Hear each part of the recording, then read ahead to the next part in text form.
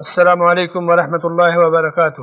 اعوذ باللہ السمیع العلیم من ہمزہ ونفثہ من الشیطان الرجیم، بسم اللہ الرحمن الرحیم۔ ان فی خلق السماوات والارض واختلاف اللیل والنہار لآیات لأولی الالباب الذین یذکرون اللہ قیاما وقعودا وعلی جنوبہم ویتفکرون فی خلق السماوات والارض ربنا ما خلقت هذا باطلا سبحانک فقنا عذاب النار۔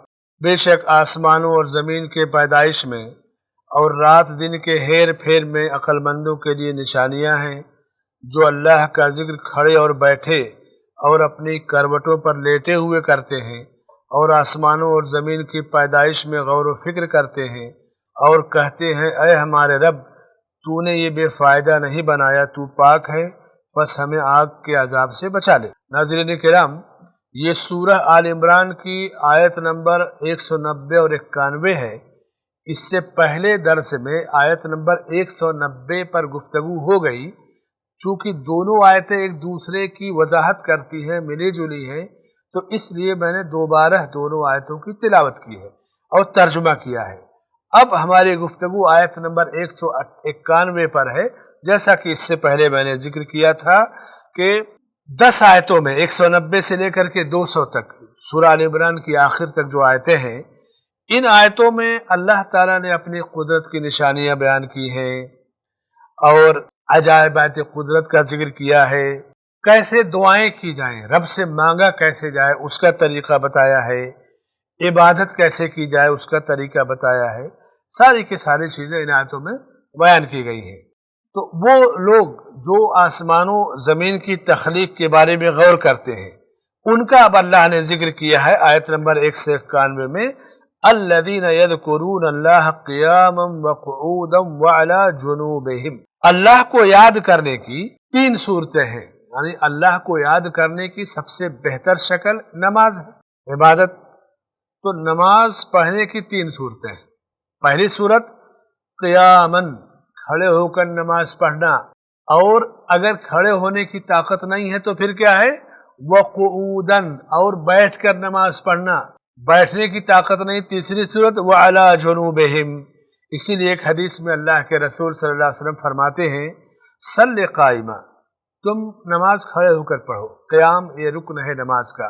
اور اگر قیام کی طاقت نہیں ہے، پیروں میں درد ہے، تکلیف ہے، یا اور بیماری ہے، بڑھاپا ہے، تو پھر تم بیٹھ کر نماز پڑھو، یہ دوسری شکل ہے۔ بیٹھنے کی بھی طاقت نہیں، بہت سارے لوگ بیمار رہتے ہیں، بستر پر رہتے ہیں، تو کہا کہ فَإِن لَمْ تَسْتَطِعْ فَقَاعِدًا، کھڑے ہو کر نہیں پڑھ سکتے تو بیٹھ کر پڑھو، فَإِن لَمْ تَسْتَطِعْ فَعَلَى جَنب، اور بیٹھ کر بھی نہیں پڑھ سکتے تو لیٹے لیٹے پڑھو۔ جیسے ہاسپٹل میں مریض یا گھر میں جو مریض زیادہ دن تک بستر پر رہتے ہیں، بیٹھے بیٹھے وضو نہیں کر سکتے، مٹی دی جاتی ہے، تیمم کر کے پڑھ لیتے ہیں نماز۔ تو اللہ نے اپنے ان بندوں کا ذکر کیا جو کائنات کے اسرار و رموز پر غور کرتے ہیں، ان کی پہلی صفت یہی ہوگی کہ وہ رب کو کثرت سے یاد کرنے والے نمازی ہوں گے۔ بے نمازی وہ نہیں لطف پاتا ہے کائنات کے اسرار و رموز کو جاننے کا۔ نماز میں ساری دعائیں، سارے طریقے، سب کچھ بیان کیا گیا ہے، تو ان کا ذکر کیا گیا۔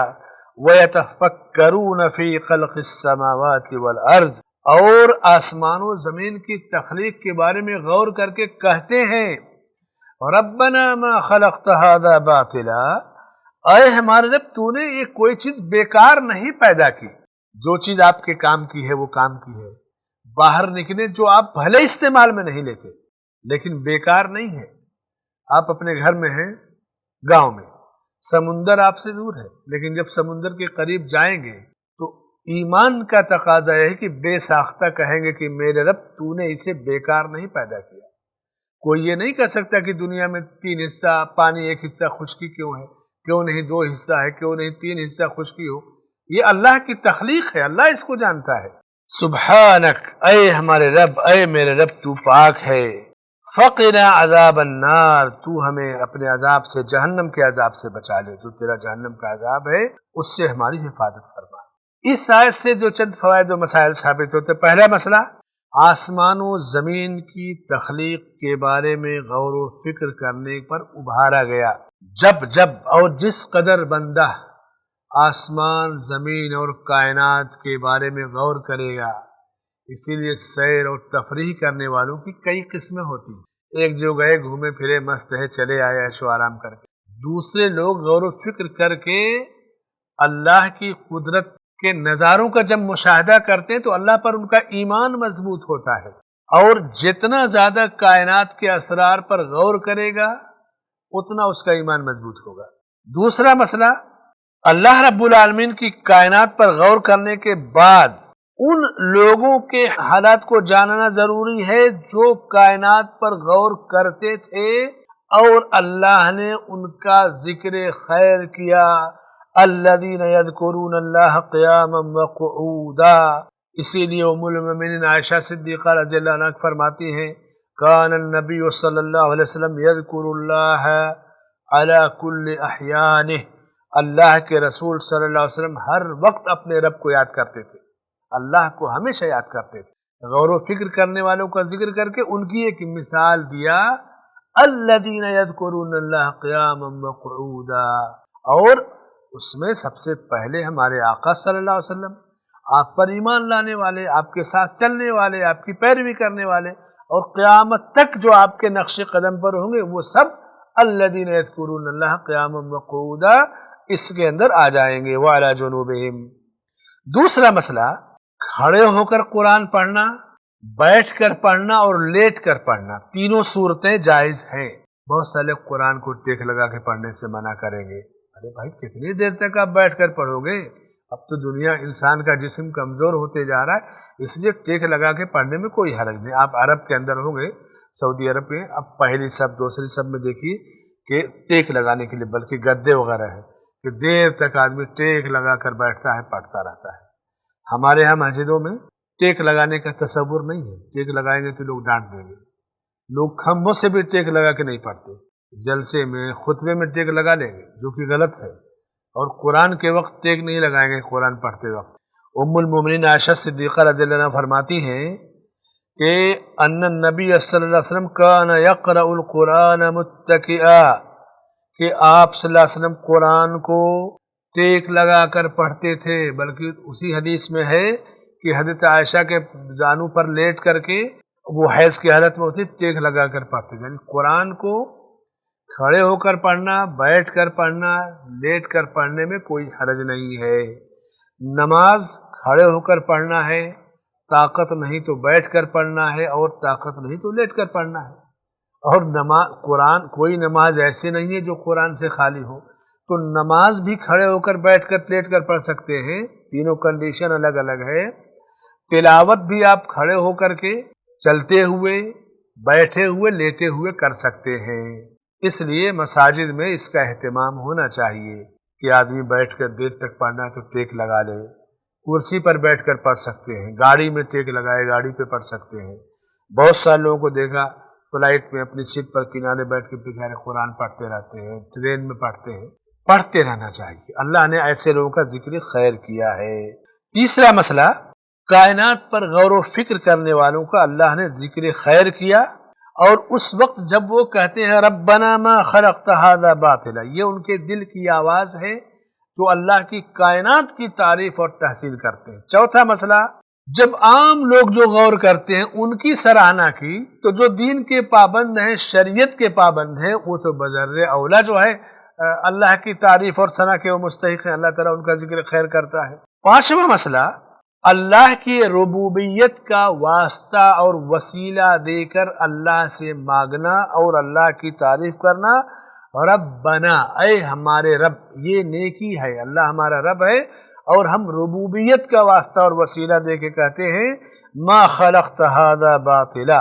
جس طرح ربوبیت کا واسطہ دے کر دعا کی جا سکتی ہے اور کرنی چاہیے، اسی طرح ربوبیت کا واسطہ دے کر کے اس کی حمد و ثنا، تعریف، توصیف اور اس کی کائنات کی خوبی اور بڑائی بھی بیان کی جائے گی۔ چھٹا مسئلہ، اللہ کے ہاں سے باطل کی مکمل نفی، یعنی اللہ کا کوئی عمل باطل اور بیکار نہیں ہے۔ انسانوں کے اعمال اچھے ہیں، برے ہیں، حق ہے، باطل ہے، لیکن اللہ کے ہاں کوئی مخلوق یا انسان یا جنات یا کسی بھی کائنات کی کسی چیز کے بارے میں آپ یہ نہیں کہہ سکتے یہ چیز ایسے کیوں پیدا ہوئی، یہ ایسے کیوں ہوئی، یہ منہ یہاں ہونا چاہیے، آنکھ یہاں ہونی چاہیے، یہ نہیں. ربنا ما خلقت هذا باطلا، کوئی چیز ایسی نہیں جس پر انسان نکتہ رکھ سکے، حرف رکھ سکے کہ یہ باطل ہے. وما خلقنا السماوات والارض وما بينهما لاعبين وما خلقناهما الا بالحق. اللہ نے بڑی وضاحت فرمائی اس آیت کے اندر. 8واں مسئلہ اللہ کی صفات کا ذکر. اللہ کی صفات کا اس آیت میں اللہ نے ذکر کیا. خلق، تخلیق، پیدا کرنا، یہ اللہ کا اختیار ہے، اور اللہ کی صفت ہے کہ اللہ تعالیٰ خالق ہے، خلاق بھی ہے.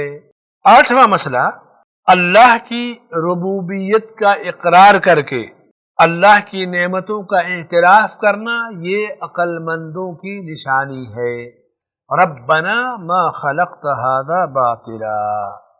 9واں مسئلہ اللہ کے افعال اور اللہ کے کاموں میں اللہ کی حکمت ہے. بعض دفعہ بندہ اس حکمت کو سمجھ جاتا ہے، بعض دفعہ نہیں سمجھ پاتا. کیوں؟ وَمَا أُوتِيتُم مِّنَ الْعِلْمِ إِلَّا قَلِيلًا، تمہیں علم کا تھوڑا حصہ دیا گیا.